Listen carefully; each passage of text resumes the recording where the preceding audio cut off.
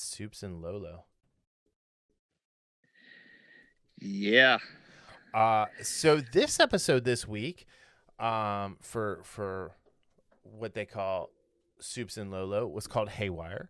It was directed by James Bamford and written by Michael Narducci.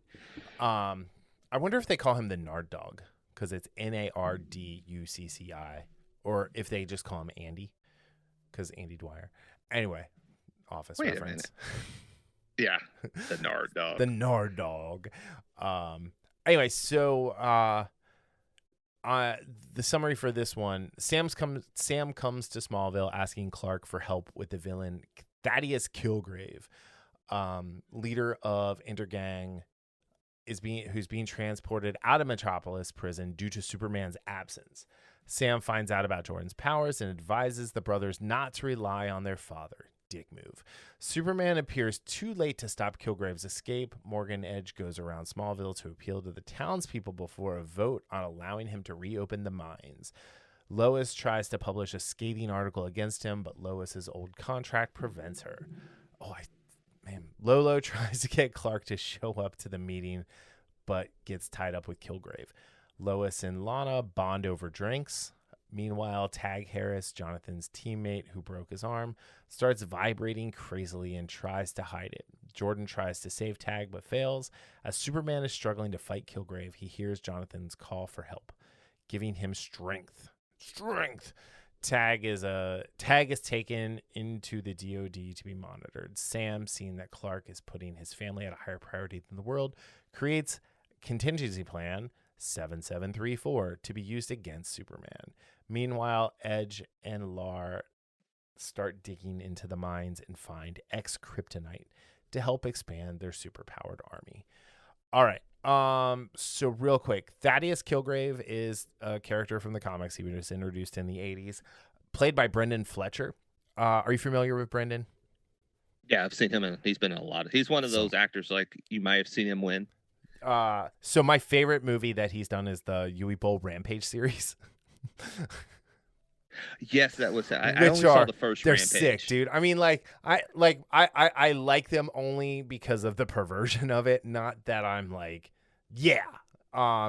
So just no. It's about a kid who goes on a shooting rampage, and it's just an interesting. The first movie's really an interesting commentary that like you wouldn't think Yui Bowl would have the that kind of like storytelling in him. The last two are just kind of just gun porn. I mean, like porn. Literally, they could be done by Michael Bay, and they would just have a better explosion budget. But no, he shows up on stuff all the time, and I really like him. I think he's a good actor. He was great as Kilgrave. His sonic weapon was really cool. How it was burning Superman's eardrums. That effect right there was really cool. There's a really nice touch to see. This is not feeling too good for Soups. No, Soups is like, ow, my ears. But yeah. Sorry, go ahead. I was about to say, it's just funny every time I heard, like when I heard, because I missed his first name at first, and then I only heard Kilgrave, and I'm thinking, what's going on here? And I figured this was a character already in the DC lore. And again, I've never been a huge reader of DC, but I just kind of figured that name they wouldn't just create a character's name Kilgrave and then with Marvel. I was like, this has to be a DC character. But I really liked him. He had this. First of all, he's the genius, but he has this kind of like slow, deliberate way of conveying his message. Yeah, because he's basically talking to people like they're children because he knows I'm smarter than you. Yeah. So, I mean, in the comics, it's Professor Kilgrave is the name. He's a mad scientist, and he's part of Intergang. And they mentioned Intergang. Yes, too, which was cool, which was really cool because we haven't gotten a lot of Intergang stuff with Superman lately. Because obviously it wasn't in Smallville. That'd have been too much. But yeah, I don't know. I liked it. I liked bringing in kind of a deeper cut character. And for all of those, it was 1988. So Superman Volume 2, Issue 19 is July of 1988 is when he made his debut as a character. So yeah, and I have to say this one, like just in general, there are a lot of things that reminded me of Smallville in this episode, and it had to do mostly with the whole tag, discovering his powers or whatever you want to call it. Yeah. I just had that Smallville vibe to it, where we've seen, again, we've both watched Smallville, so 10 years worth of Smallville. Wow, I still can't believe that show was on that long. But yeah, I know. So X-Kryptonite is something from the comics. It's from the Supergirl comics, actually. It first appeared in Action Comics 261 in 1960, where Supergirl created it by accident. And what was the cat's name? Streaky became Streaky the Super Cat. What it does is it temporarily empowers non-Kryptonians with Kryptonian-like superpowers. So I'm really glad that X-Kryptonite is a thing, and it's not just a bunch of Kryptonians running around. I that's what I thought at first. It was going to be like somehow these Kryptonians got there, but I like this idea better. Yeah. And I'm curious how, the whole temporary thing, because that reminds me of the movie Project Power, where you took a pill and you had powers for 5 minutes. Yeah. I wonder how long their powers will last and how much they have to kind of like, cycle. Yeah, because like Lisa Larr is a character from Kandor, and again they have Larr, what's her name? His attorney or whatever, his henchman who keeps messing with Lois. She's got the X-Kryptonite powers, so it's a good way to kind of like have that freak of the week type of a villain right now, but at the same time, not have to dip into that Kryptonian well 4 episodes into a new series about Superman. Yeah, this actually was my least favorite so far of the season. Yeah, you said that. And I still liked it, though. And again, that's like, don't get me wrong. When I say least favorite, don't think I didn't actually still like it. Yeah. And especially like watching it again, a couple of the beats that I really liked was I kind of like that the camaraderie between Lana and Lois, and also and again, this was a cut scene. So this scene I'm going to mention was on the CW app or CWTV.com, and it was cut from the network, where there's a scene between Jonathan and Jordan where Jonathan admits that he's been kind of jealous of Jordan's powers, and I thought that scene was great, and I always like those two together. And then also, and you mentioned this, is the date scene with Clark and Lois. Yeah, that was great. I loved that, like, their relationship is still the focal point of the show, and it's not going to be just like a throwaway thing or anything like that. Yeah, another one of my favorite parts. It actually it was a reason why that they had that, that barnyard date night, was Lois, when Clark did not show up at the town hall meeting that he was supposed to show up. He said he was going to show up, but he could not for obvious reasons, because he was being Superman. And Lois says, she admits, she's like, yes, I'm mad, but I understand that you have to save the world. And I'm mad. And I'm also, it's just something along the lines of, I'm mad that I'm like even saying this, because I understand, but at this moment and she says, I might regret it tomorrow. I am upset at this. And I love that, because it not only does it show her being a human, and not just saying, oh, I understand this, but that's a human reaction. Even when we know that someone does something and it was out of their control, that doesn't mean, selfishly, or, we just naturally, we can be upset, but we can also understand. It's like it's that idea that we can hold two competing things as a human being in a moment. Yeah. I understand why you did this. I totally get it, but I'm still upset. And I really love that moment, for Lois, because, again, Elizabeth Tulloch, I loved her since, Grimm. Yeah. But it's just their relationship. It feels like a real relationship, and not something that's just being, written to pass the time, on like many relationships on TV shows are. Yeah. And, especially honestly, shows like this. like, I was concerned about this scene with Lana and Lois in the bar. Cause like, I'm like, oh God, it's a CW show. They're going to try and make one of them like challenge the other one's marriage, whereas like, I liked how Lana came around at the end with Kyle. And like, kind of really was like, yes. hey, I haven't been, and she's like, I haven't been putting enough effort into this. I'm gonna try if you're down, and like, he seems down. Like I was looking at one of the recap sites, and they were like, the Bechdel test at its most basic test is for blah blah blah, and they're like, it was perfectly paced to pass it, and then they were in the bar, and it's like, come on, like, it's just like, get over it, like. The story comes first. Who cares about your stupid test? There's plenty of great shows out there where women aren't fighting over men. And these two weren't fighting over anybody. Like, that's the thing. They're two moms who are commiserating about issues that they're currently having in their lives, which include their marriage and their jobs, both of which are very highly placed women managers, like high level at what they do. Like, we got the whole first part of this episode with Morgan Edge hitting on Lana Lang, learning her bona fides and how impressive she really is in this universe, which I thought was a great bit of storytelling and added this whole other level to Lana Lang Cushing that we did not get before. Because, like, Kristen Kruk was really good as Lana Lang. I'm not going to say she was great. She was really good, right? But when Erica Durance came to that show, the chemistry between her and Tom Welling was off the chart. And honestly, Kristen Kruk should have left 2 seasons before she did. Yeah, I probably, Because all she did was try to throw a monkey, not Kristen Kruk, but all that Lana character did was try to throw a monkey wrench into Clark being happy at that point. Yes. Yeah.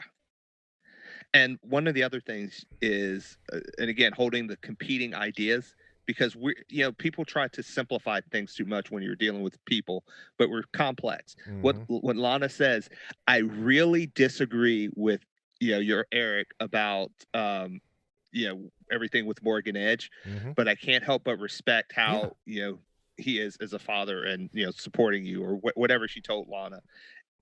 And that actually, I think that's one of those things that opened Lana's eyes up. And to your point, she was, had to question, I'm not really putting enough into this. Right. I complain and complain, but am I really trying to bridge that gap between us right now? And that's why I like that last scene. She had a great line too, because when she was like, he really respects you, and all he wants is to be respected. And like, it added, without Kyle being anywhere near, they showed us a ton about that character and what his motivations are for what's happening in their world. And it honestly, because I'm like, dude, I can't. That dude's a jerk. I don't like him. Right. But again, I'm doing the same thing in the sense I'm simplifying him as a person. It's more complicated than that. And that scene right there, her saying that, actually made me stop and think. It's like, well, I'm just putting him in this category because I don't like how he acts. Does that mean that that's him? No, it doesn't. We're more complex than that. So, and people do this too often. And again, shows do this a lot too, where they simplify things, for the audience because they don't think the audience is smart enough to keep up. Right. I mean, good on Michael Narducci for Nardog for writing the scene like that, and James Bamford for shooting the scene the way they did. Both the breakfast scene where he was making his specialty, whatever animal Stegosaurus pancakes, dinosaur pancakes, which I want pancakes now. Yeah, I was like, so I love pancakes, but I only like, I don't know, like pancakes are great, but like I like making I would rather make waffles than make pancakes. I'd rather go out and get pancakes, you know what I mean? But yeah, I don't know. I agree with you. I think this has been the weakest episode so far. And part of that is because Dylan Walsh's Sam Lane had way too much screen time and was like completely out of character for what we had seen from him. And the fact that he's following off of what Alex Luthor said to him in passing through a droid. And now he's creating hell. And, it's like, okay, so yeah, it wasn't Superman went bad. You guys turned on him and he defended himself and his family. Yeah. And Is that what it is? Yeah, and that's the thing where I think I said that last week or the week before, well, the week before when he actually came to General Lane with this. Mm-hmm. It's like you're only seeing his perspective. We don't know what happened there. Mm-hmm. Like we're like people were saying, it's the evil Superman. Do we know that? I mean, again, yes, he looks like he does kill people. That doesn't make him evil, though. There might be something. Killing people, or is he defending other people from these evil soldiers? Like, like we're so bred to think of like the military as the good guys. That like, or like the U.S. military as the good guys. We'll put it that way. Mm-hmm. That we don't even know if this is like if this is the U.S. military, right? Yeah. This could just be some militant group that Sam and Alex formed. And so there's so much more to tell, but it really bothers me that Sam has such a distrust of Superman, without really, other than the fact that he's super powerful, right? Godlike powers, and that he doesn't trust his own daughter. Yeah, that says, and I think you're right in that this episode did a major disservice to his character, and maybe they did that on purpose because they wanted to make him maybe the antagonist. However, even if they wanted to go that route, or they want to go that route, it could have been better handled more deftly than. Well, it could have been much more nuanced too, because much like Harwood from or not Harwood, what was his name? Hayward. From WandaVision, like all of a sudden Dylan Walsh is just the mustache twirling, like evil military guy. Yeah, and it's like I felt it like it felt really lazy, especially because we got such a cool villain in Brendan Fletcher this episode. Yes, and again that was my biggest problem with WandaVision. Like throughout is like especially the second half of the season is how Hayward could have been. You could have made him an antagonist without making him that mustache twirler. Well, because again, and I know how you hate like how white guys are always the bad guys now. Like, like, well, I mean, again, because honestly, let's be honest, the bad guy in WandaVision was Wanda. Yeah, like, she enslaved and Agnes. Wanda and Agnes were the bad guys. Yeah, that was a heel versus heel beatdown. Yeah. So, but again, we love Wanda so much. We, as a character, we're sympathetic, more sympathetic to her. We'll forgive what she does a lot faster than we would a guy like Hayward or someone in real life who does one thing and we just think, okay, this person's going to be on my shit list forever. Mm-hmm. That's again going with the oversimplification of things. Yeah. All right, so out of super vibrating wide receivers, what do you give this out of 5? I'd say 3.25. So 3.25 super vibrating wide receivers. Okay. Yeah, you got me nervous when you said super vibrating. I'm like, where are we going with this? So, well, that's what Tag was. He was a wide receiver and he was super vibrating. Yeah. I'd go a solid 3. I'm with you. I think I think there were some things that they did that were the best that they've done it so far this season, but I think Dylan Walsh's the assassination of Sam Lane, I guess, or a character assassination of Sam Lane, really overshadowed everything else. And I do think while X-Kryptonite, I'm fine with that being in this universe so early, I think learning about it in the 4th episode was too soon. Yeah, a little bit. I felt like they gave away a little too much. Yeah. And I don't know if that's because, they're on a more truncated schedule in 13 episodes or but yeah, I still think it was a little bit early to kind of especially because it's been picked up for a second season already. It's like, wow, you guys could have really slowed down. So yeah. I don't know. It's good though. It's still a good show. I still thoroughly enjoy it. When I wake up on Tuesdays, I always say, oh, wait a minute, or during the day, because half the time I don't know what day it is until I look at my calendar. But it's like, oh, this is Tuesday. Oh, Soups and Lolo are on. I do that. Like, so with the next Apple week stuff, is going to be the last time. Yeah, for about a month. until May. So with the Apple stuff, like I get a notification like, hey, your thing is now on the CW app or now on Hulu or whatever. So that's nice. That is pretty nice. Thank you for thinking for me, Apple. Thank you.